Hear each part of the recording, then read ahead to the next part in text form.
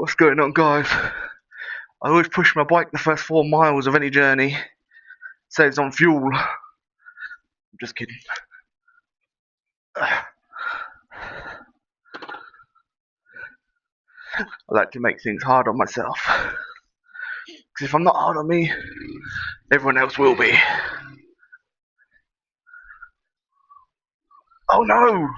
It's starting to rain! Everyone knows if I get wet. Well, it ain't good. Have you seen that film Gremlins? Well, I'm the opposite.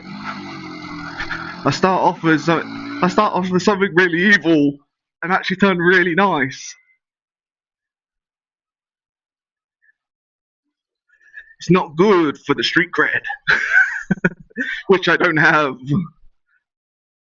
Why does it always rain on me? Is it 'cause I'm outside in the rain?